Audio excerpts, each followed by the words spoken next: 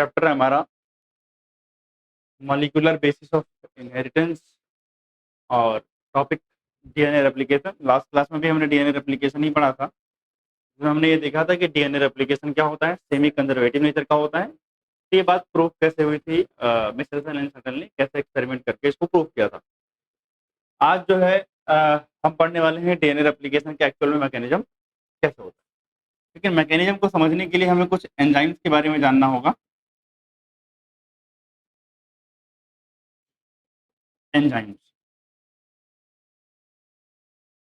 सबसे पहले अगर हम बात करें तो एक एंजाइम की जरूरत पड़ती है जिसका नाम क्या है, हेलिकेज। क्या नाम है? हेलिकेज। हेलिकेज एंजाइम क्या करता है, डीएनए के दोनों स्ट्रैंड को सेपरेट करता है। Open the DNA strand, open the DNA strand. अच्छा, जितने भी मैं एंजाइम अभी पढ़ा रहा हूँ इसमें से बहुत सारे एंजाइम आपके एनसीईआरटी में जिक्र नहीं किया हुआ है, लेकिन पेपर में नीट वगैरह में आ जाते हैं, तो इसलिए नाम तो ध्यान रखना है, बहुत ज़्यादा डिटेल में नहीं जाना है, लेकिन हाँ एक आइडिया होना चाहिए बस, और कुछ नहीं। तो open the DNA strand, DNA strand को ओपन करता है। इसके अलावा जो है अगर हम बात करें तो एक आता है टोपो आइसोमरेज। टोपो आइसोमरेज, जो टोपो आइसोमरेज होता है वो रिलीज करता है tension, release tension from strand. क्या मतलब हुआ इसका? आप सोचो डीएनए स्ट्रैंड कैसा है, कॉइल्ड था ना। अगर किसी कॉइल चीज को अनकॉइल करोगे तो उसमें बहुत ज्यादा टेंशन, टेंशन का मतलब खिंचाव बहुत ज्यादा हो जाता है, वापिस से रिकॉइल होने लगते हैं। तो इस बात को कम करने के लिए, इंश्योर करने के लिए क्या करता है, तो वो आइसोमरेज उसकी टेंशन रिलीज करता है। टेंशन रिलीज करने के लिए क्या होता है, या तो कट करके टेंशन रिलीज करेंगे, या तो रोटेट करके, या तो कहाँ कट करके और रोटेट करके। तो आप बोल सकते हो बाई कटिंग और रोटेटिंग। ठीक। इसके बाद अगर हम बात करें तो टोपो आइसोमेरेज के बाद हमारे पास है single stranded stabilising protein. Single strand stabilising protein. इसका काम होता है stabilise the DNA strand, stabilise the DNA strand. मतलब क्या हुआ, अगर हम बात करें तो जब डीएनए के दोनों स्ट्रैंड सेपरेट करके हैं तो दोनों स्ट्रैंड वापस से रीजॉइन हो सकते हैं, यानी वापस में हाइड्रोजन बॉन्डिंग करके रीजॉइन हो सकते हैं। तो उससे प्रिवेंट करना और दोनों स्ट्रैंड को सेपरेट रखने में हेल्प कौन करता है, सिंगल स्ट्रैंडेड स्टेबलाइजिंग प्रोटीन। इसके बाद हमारे पास आता है फॉस्फोराइलेज। क्या होता है? फॉस्फोराइलेज। फॉस्फोराइलेज क्या करता है, activation of nucleotide, activation of nucleotide. मतलब जो न्यूक्लियोटाइड हमें चाहिए थे डीएनए के रेप्लिकेशन के अंदर, यानी नई चेन बनानी है तो ऑब्वियसली डीएनए न्यूक्लियोटाइड तो बना हुआ है, तो मुझे नए नए न्यूक्लियोटाइड चाहिए होंगे, और उसकी फॉर्मेशन उसको एक्टिवेट कौन करता है, फॉस्फोराइलेज करता है। फॉस्फोराइलेज के बाद जो मेरे पास अगला एंजाइम आता है उस एंजाइम का नाम है डीएनए लाइगेज।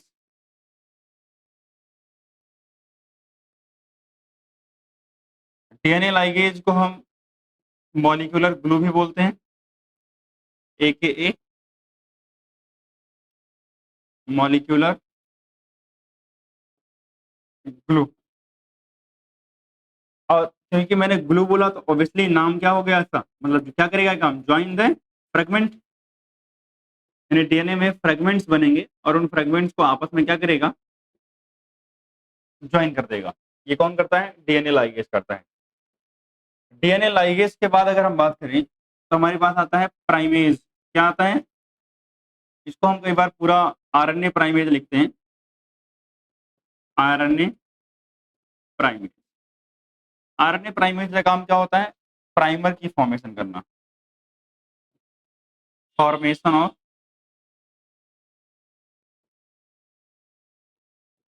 प्राइमर्स। अब सर ये प्राइमर्स क्या होते हैं?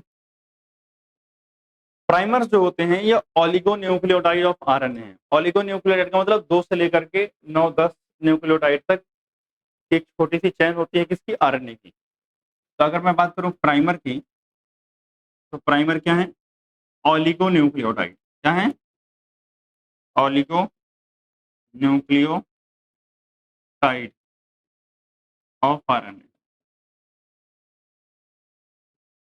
ठीक, that required to start replication.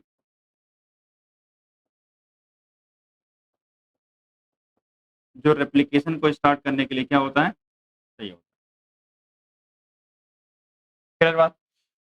तो हमने बात की RNA primase, DNA ligase, phosphorylase, single stranded stabilising protein, topoisomerase, helicase वगैरह वगैरह। इसके अलावा एक एंजाइम और है, यही जिक्र कर दे रहा हूँ, न्यूक्लियेज। कौन सा एंजाइम है? न्यूक्लियेज। न्यूक्लियेज का काम वैसे होता है प्रूफ रीडिंग। क्या होता है? Proof reading. प्रूफ रीडिंग का मतलब जो चेन बनी है वो सही से बनी है, परफेक्टली बनी है कि नहीं बनी है, इस बात को इंश्योर करना। ठीक। इसके बाद अगर आप बात करें तो इस एंजाइम की लिस्ट में हमें जो अगला एंजाइम चाहिए होता है वो है डीएनए पॉलीमरेज। क्या चाहिए होता है? DNA polymerase. अगर मैं डीएनए पॉलीमरेज की बात करूं तो इसको हम ऐसे भी लिखते हैं, डीएनए डिपेंडेंट डीएनए पॉलीमरेज। क्या मतलब हुआ इसका? मतलब डीएनए का इस्तेमाल करके डीएनए बनाना।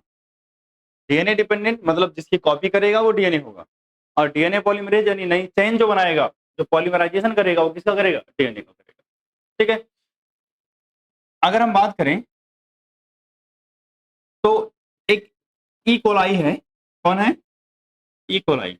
और ई कोलाई के पास 4.6 इंटू 10 की पावर 6 बेस पेयर्स होते हैं। कितने बेस पेयर होते हैं? 4.6 इंटू 10 की पावर 6 बेस पेयर। और आपको पता है इनका रेप्लिकेशन टाइम कितना है? 18 मिनट। हाँ, इनका जो रेप्लिकेशन टाइम है वो कितना है? 18 मिनट। वो भी 18 मिनट में विद एक्यूरेसी, परफेक्शन के साथ काम करेगा। इसीलिए अगर हम यहाँ से बात करें तो एक आइडिया हमें क्या लगता है कि ये लगभग 2000 बेस पेयर पर सेकेंड पर सेकेंड इसका क्या होता है? रेप्लिकेशन का रेट होता है।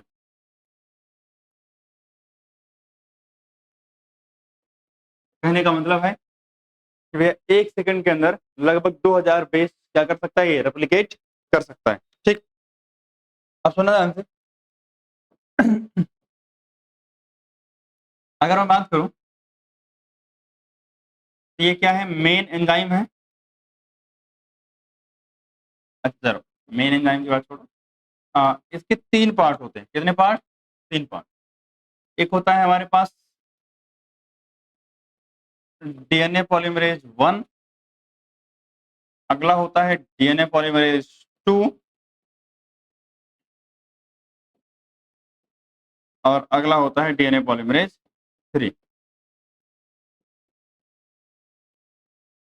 मतलब मेरे पास 3 टाइप हैं इनके। सबसे पहला टाइप जो डीएनए पॉलीमरेज 1 है, इसका काम होता है gap filling. Gap filling and removal of primer. And removal of primer. सुनना ध्यान से। एक्चुअली में जब डीएनए का रेप्लिकेशन होता है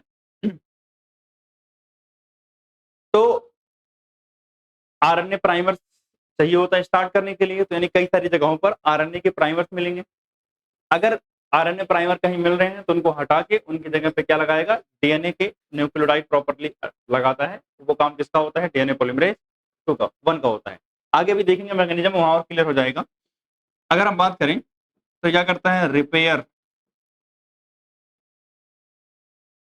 ऑफ डीएनए, डीएनए को रिपेयर करता है। लेकिन सुना ध्यान से, कब, इन अब्सेंस ऑफ 1 एंड 3, यानी फर्स्ट और थर्ड अगर नहीं होंगे तब रिपेयर करता है। ठीक है। अगर हम बात करें फोर्थ की, तो फोर्थ जो है वो मेन एंजाइम है। वो क्या है, मेन एंजाइम ऑफ रेप्लिकेशन। और ये क्या करता है, polymerase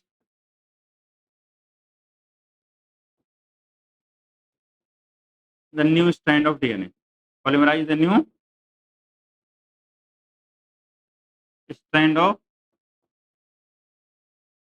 DNA in 5 prime to 3 prime direction. तो अगर मैं बात करूं तो ये सारे जो मैंने बताएंगे सब एंजाइम्स हैं जिनकी जरूरत होती है प्रोसेस के अंदर। ठीक। अब हम जा रहे हैं समझने कि एक्चुअली में ये प्रोसेस चलती कैसे है। तो अगर हम इसके मैकेनिज्म की बात करें, एंजाइम तो हमने समझ लिया। अब अगर हम डीएनए रेप्लिकेशन में किसकी बात करें, मैकेनिज्म की, तो मैकेनिज्म में सबसे पहले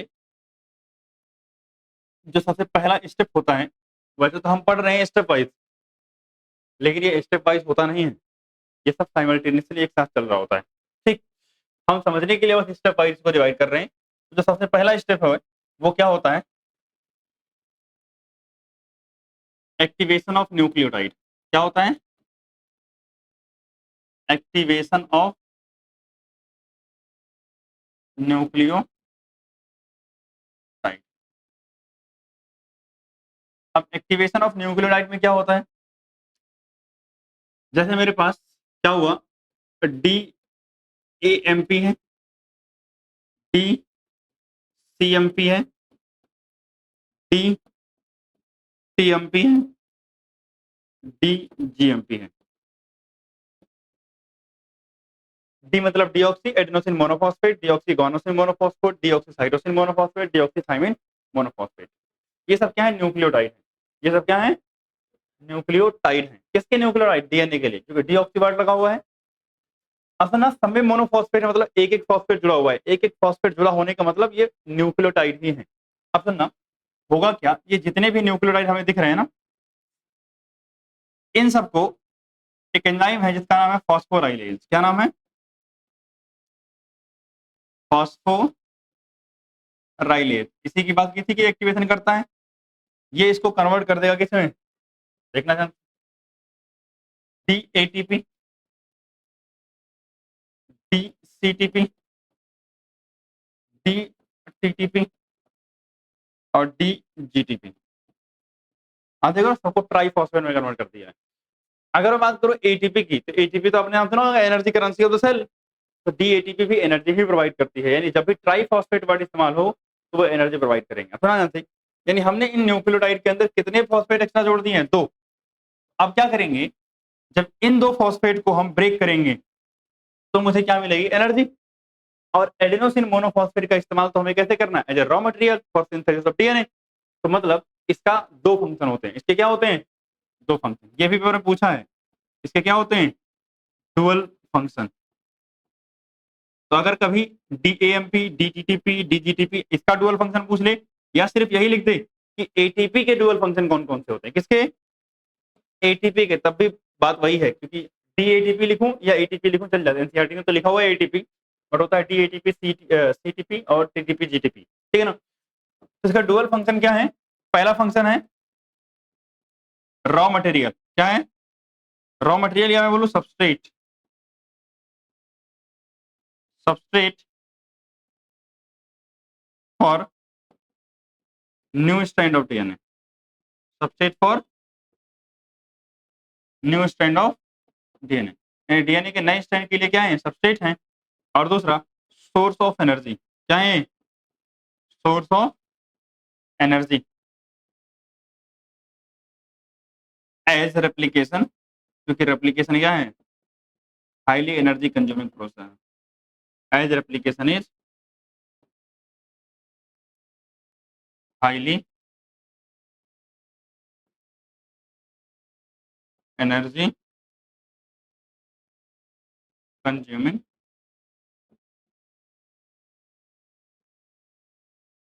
प्रोसेस। ठीक, से दो सोर्स है। अब चाहे डुअल फंक्शन आपका इन सबका पूछे, या मैं ब्रैकेट में यहाँ लिख रहा हूँ एटीपी, यानी अगर डुअल फंक्शन एटीपी का भी आपसे बोलता है तो आप भी यही दोनों आंसर दोगे कि भैया एटीपी के भी डुअल फंक्शन कौन कौन से होते हैं, क्या। जब डीएनए मतलब न्यूक्लियोटाइड को एक्टिवेट कर दिया तो हमारे पास आता है अगला स्टेप, क्या आता है अगला स्टेप, यानी second, unwinding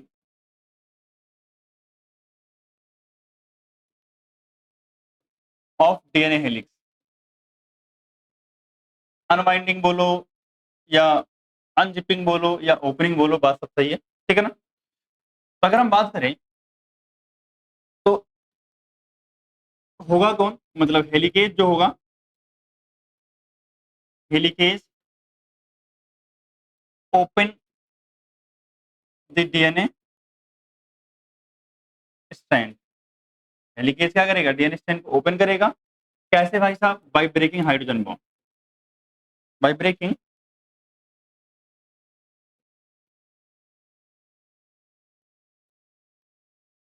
hydrogen bond. Hydrogen bond को तोड़ के डीएनए स्ट्रैंड के दोनों दोनों स्ट्रैंड को सेपरेट करना किसका काम है, हेलिकेज का। And stabilised bye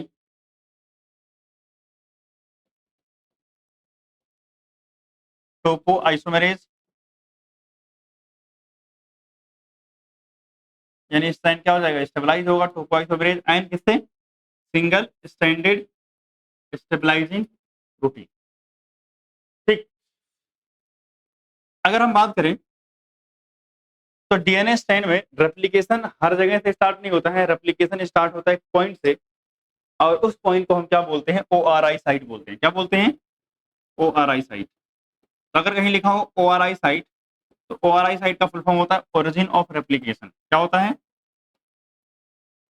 origin of replication. तो वैसे हाँ, हाँ, हाँ, उसमें भी आता है ओरिजिन ऑफ रेप्लिकेशन, यहीं से वो वहां कनेक्ट होगा, मतलब पहले यहीं आता है तब वहां इस्तेमाल होता है। तो अगर हम बात करें ओरिजिन ऑफ रेप्लिकेशन की, तो ओ आर आई साइट क्या है, site from which replication start, from which replication, यानी जहां से रेप्लिकेशन क्या होता है, स्टार्ट। जब इसकी बात हो जाते हैं तो हमारे पास जो तीसरा आता है वो क्या है, formation of RNA primer, formation of RNA primer, ठीक है। तो आरएनए प्राइमर क्या होता है, मैंने बता ही दिया था। तो RNA primer found at 3 prime end of the strand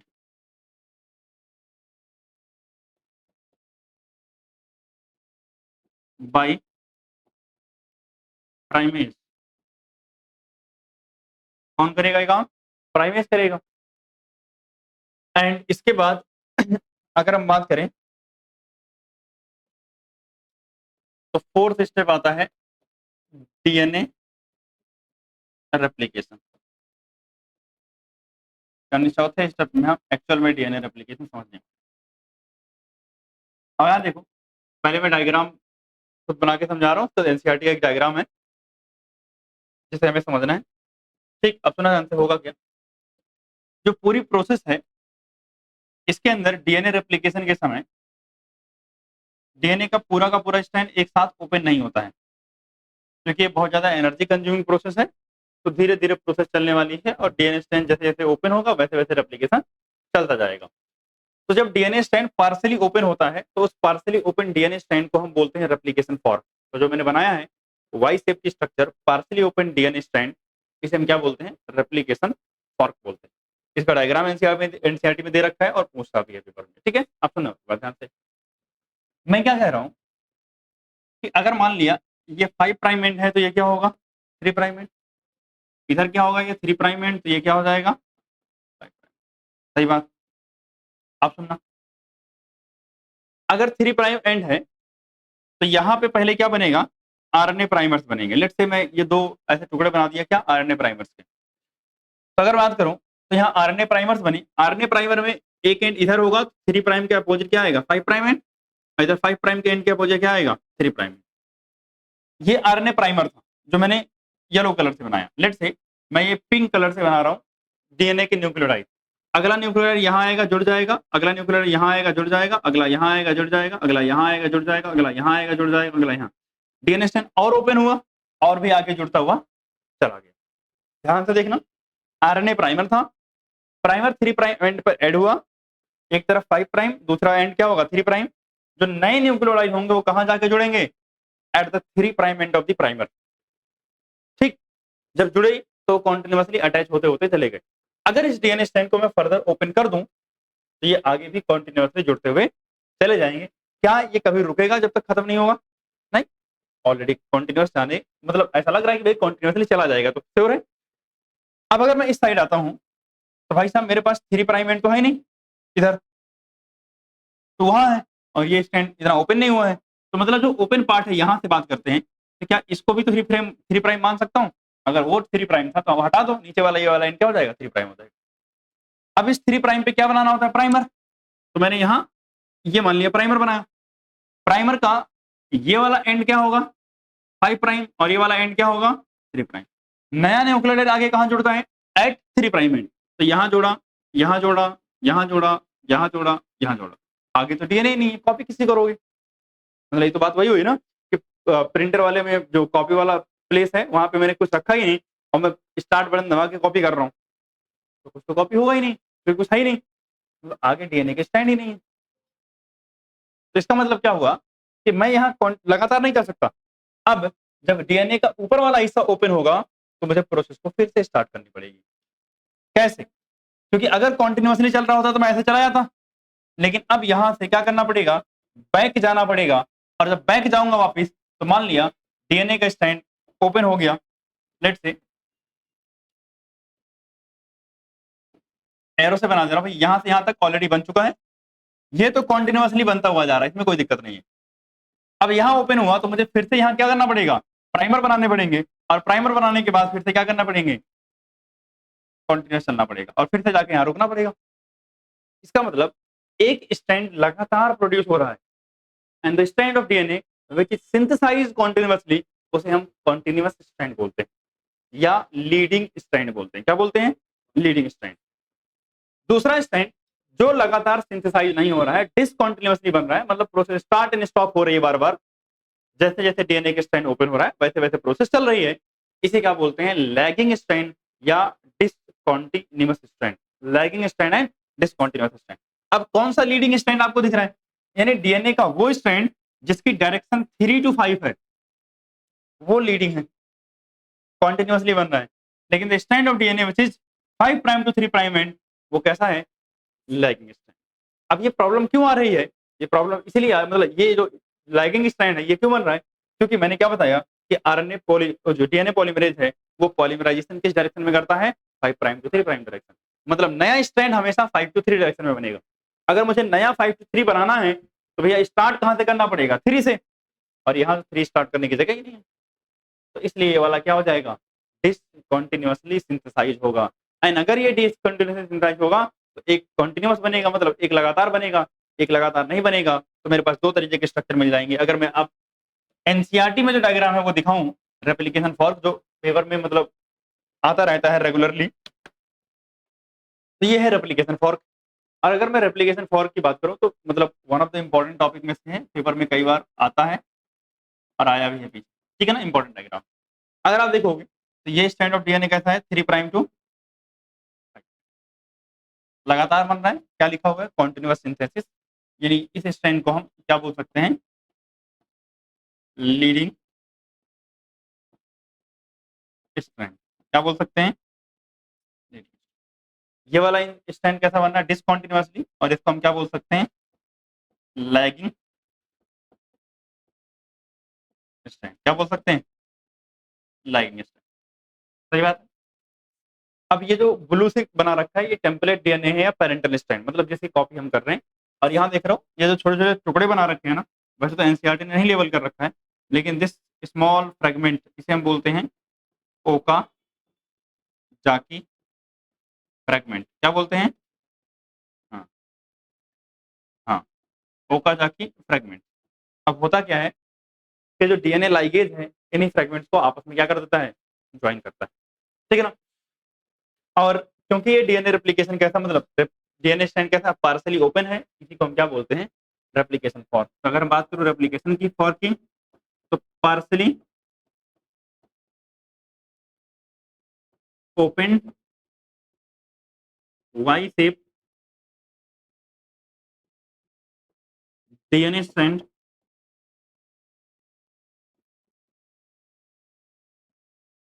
ठीक, इसे हम क्या बोलते हैं, मतलब यही पे डेफिनेशन लिख दिया, अलग से लिखने की जरूरत नहीं, इसे क्या बोलते हैं हम, रेप्लिकेशन फॉर्क बोलते हैं, क्या बोलते हैं इसको हम, रेप्लिकेशन फॉर्क। अच्छा, पूरा क्यों नहीं ओपन होता भाई, कंप्लीटली ओपन क्यों नहीं होता, डू नॉट ओपन कंप्लीटली, किसकी वजह से, due to high energy requirement, due to high energy requirement, ठीक है भैया। अगर एक साथ पूरा ओपन करना है तो एक साथ बहुत सारी एनर्जी चाहिए, और एक साथ इतनी सारी एनर्जी नहीं दे सकते, हम धीरे धीरे थोड़ा थोड़ा एनर्जी करके देते रहते हैं, सप्लाई करते रहते हैं, ओपन होता रहता है, रेप्लिकेशन चलता रहता है। क्लियर बात है यहाँ तक। तो अब हमने डीएनए रेप्लिकेशन का मैकेनिज्म, अच्छा डायरेक्शन इंपॉर्टेंट बात है, डायरेक्शन नया स्ट्रैंड कैसे बनता है, यानी न्यू स्ट्रैंड की डायरेक्शन क्या होगी, form in 5 prime to 3 prime direction, ध्यान रखना है, ठीक है। अब अगर मैं आगे चलूं तो फोर्थ के बाद मेरे पास फिफ्थ स्टेप आता है। तो फिफ्थ स्टेप में क्या होता है, gap filling, removal of primer,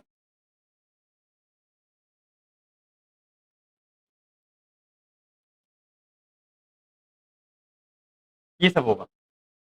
and in the last step क्या करेगा, डीएनए लाइगेज ज्वाइन कर देगा, DNA ligase join the fragment, join the DNA fragment, DNA fragment क्या कर देगा, ज्वाइन कर देगा। और ज्वाइन कर देगा तो पूरा नया स्टैंड बन जाएगा। जैसे एक स्टैंड देख रहे थे फ्रेगमेंट टुकड़ों में बन रहा था, अब आपको समझ आ रहा है कि वो फ्रेगमेंट आपस में ज्वाइन करने पड़ेंगे, इसके लिए क्या चाहिए होगा, डीएनए लाइगेज चाहिए होगा।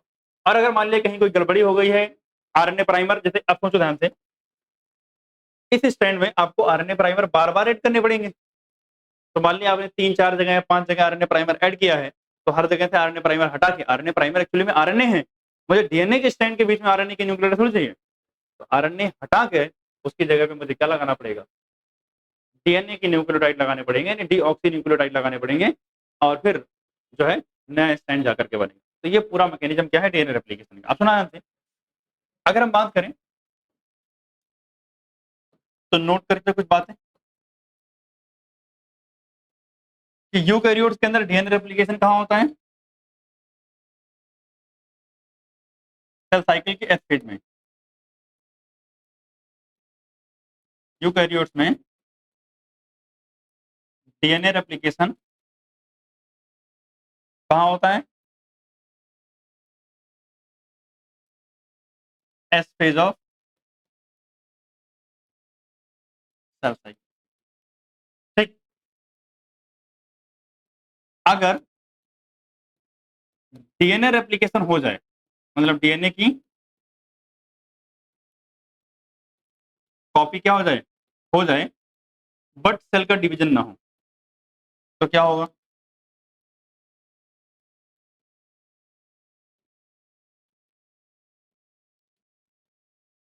But cell division does not.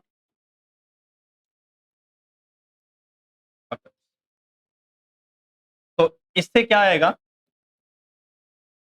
Polyploid condition आ जाएगी। कौन सी कंडीशन आ जाएगी?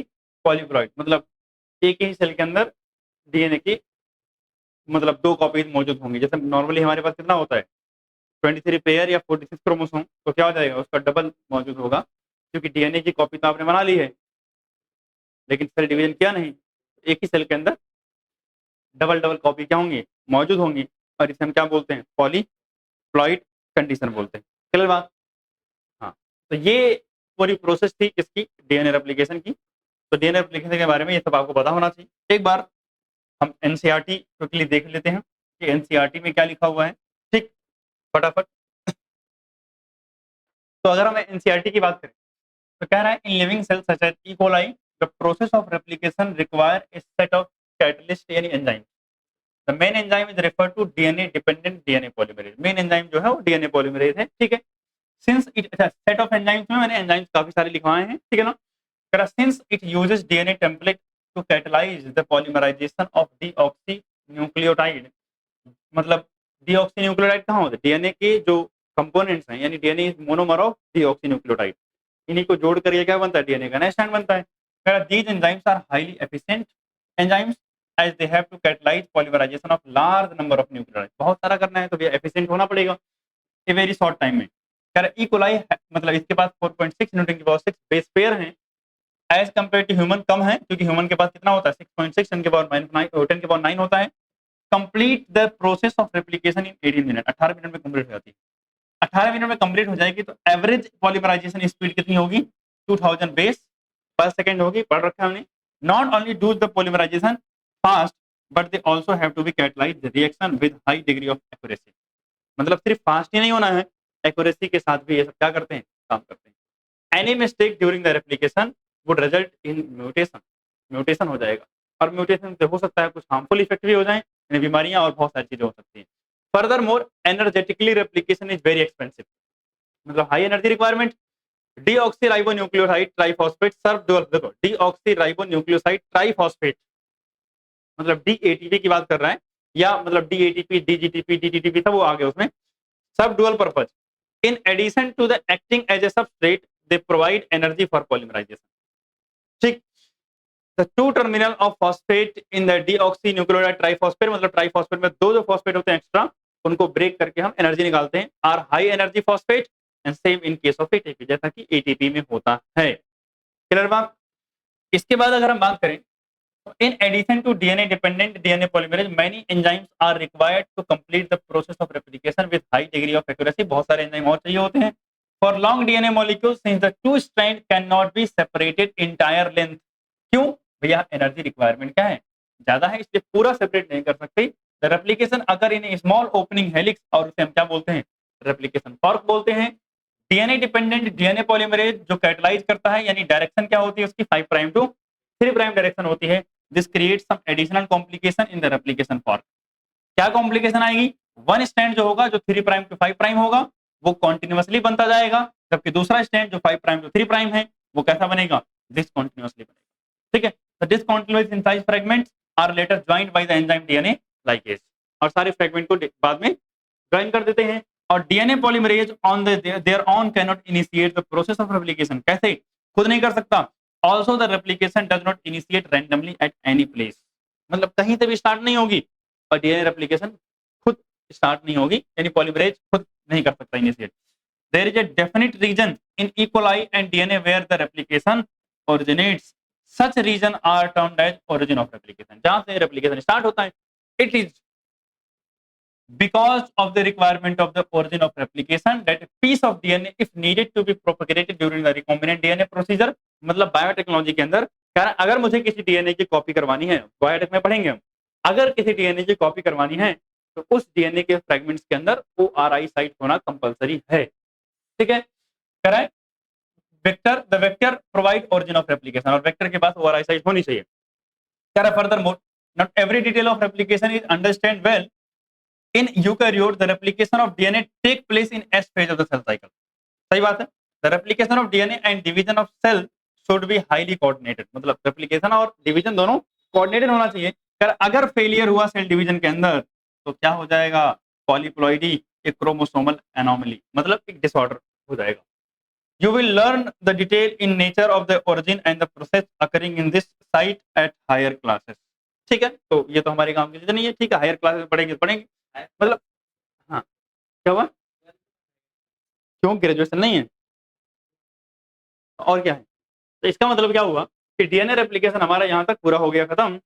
अब अगली क्लास में हम बात करेंगे किसकी, ट्रांसक्रिप्शन की, और उसके अगले में ट्रांसलेशन की बात करेंगे। ठीक है, तो आज के लिए बस